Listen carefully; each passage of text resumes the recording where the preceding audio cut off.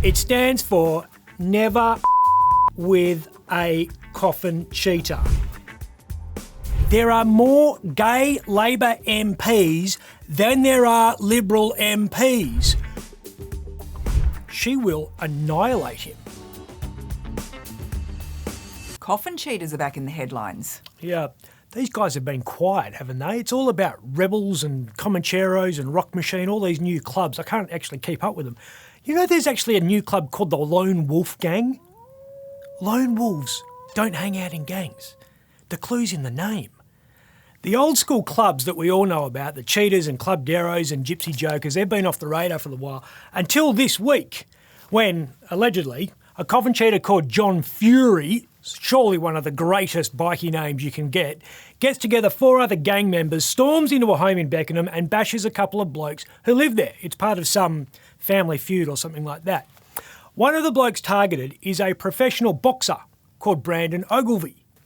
Coffin Cheaters bashing a boxer, allegedly. Does that ring a bell?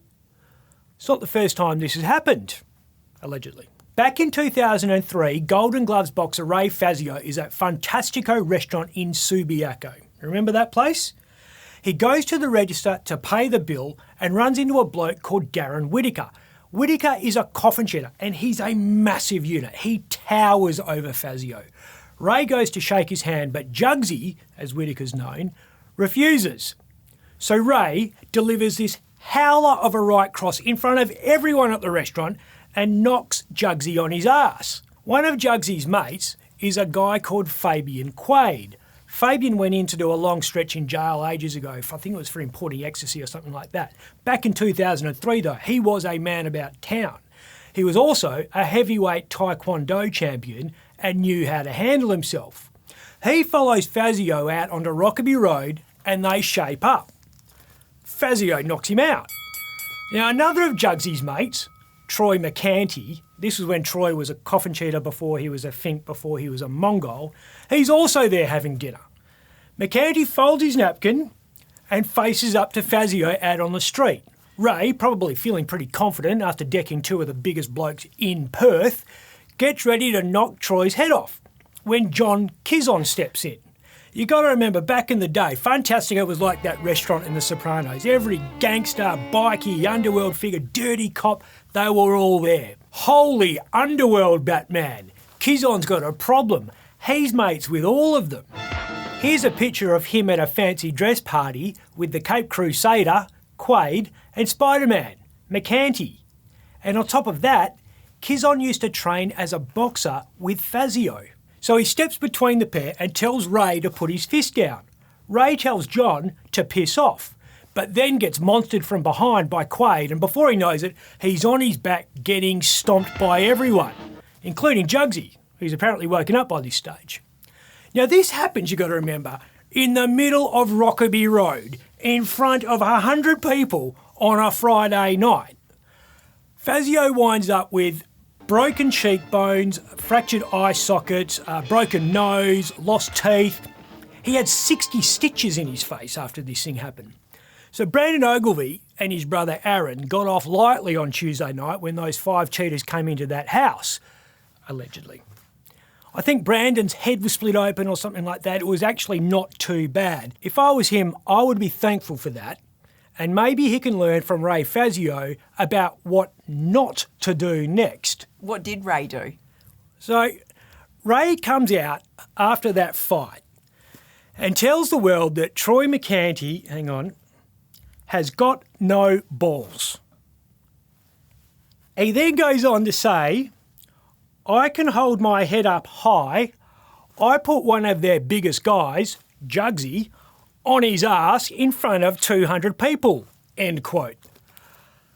24 hours after those remarks, Ray's Northbridge gym is firebombed. Ray then decides to take an extended holiday in Italy, and I think later to a Greek island, Rhodes or something. But Brandon can't do that because of the COVID. So I've got to say, keep your guard up, Brandon, because the bikies that came into your house, allegedly, probably had the letters NFWACC somewhere on their jackets. It stands for never with a Coffin Cheater. Noted. Now let's move on because you'll talk about bikies all day. Yeah, I could. Have you been following what's happening at State Parliament today? You mean about the abortion clinic thing? Yeah. So it's now illegal for anyone protesting against abortion to go within 150 metres of a family planning clinic. It passed Parliament this afternoon. We were the last state to pass these safe zone laws. And they came through Parliament despite the efforts of a bloke called Nick Goiran. Nick's a Liberal in the upper house who is deeply religious. He's against euthanasia, he was against gay surrogacy, and he was against the laws that have made it a crime for pro-lifers to get too close to women who want to terminate a pregnancy. Nick says women who go to these places might not really want an abortion and may come under duress and undue influence to have one once they're there.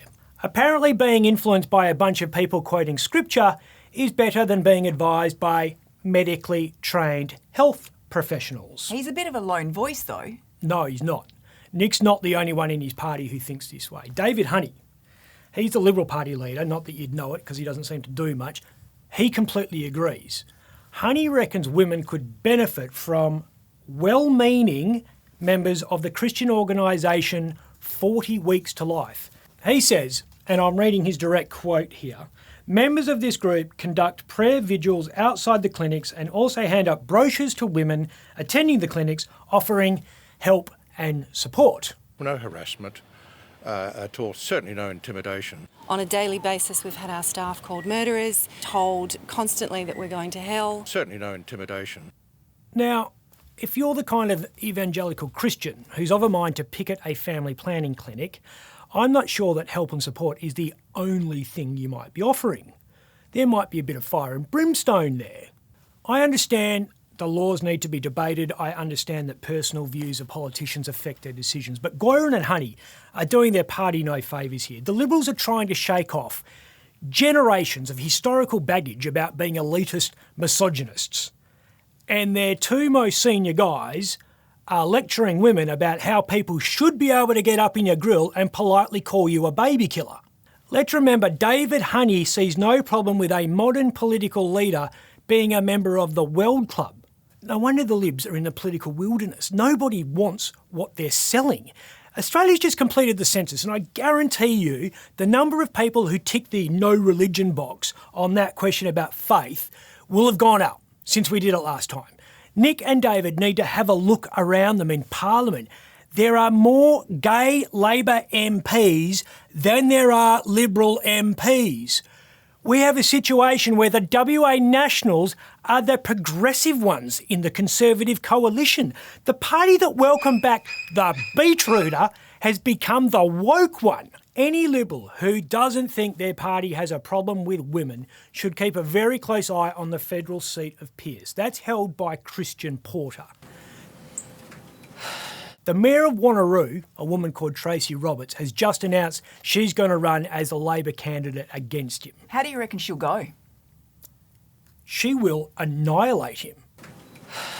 Porter has become, through tragic circumstance, the poster boy for Conservative misogyny. He was going to pay a price at the polling booth regardless of which party he belonged to, but some voters are going to judge him particularly harshly because he belongs to a club with some dubious members. He can't even rely on the right-wingers in the seat because of that stupid decision to back Clive Palmer in the border wars. Remember them? It's been over a year now since McGowan brought in the hard border to shield us from the COVID, only for Palmer to launch that most outrageous legal fight so he could just march right in. Mark McGowan's sitting on a 90% approval rating when he did that back then. The whole State Daddy Fortress WA thing was paying dividends. Porter, as the country's Attorney General, throws in behind the only man in Australia that West Australians despise more than Eddie Maguire.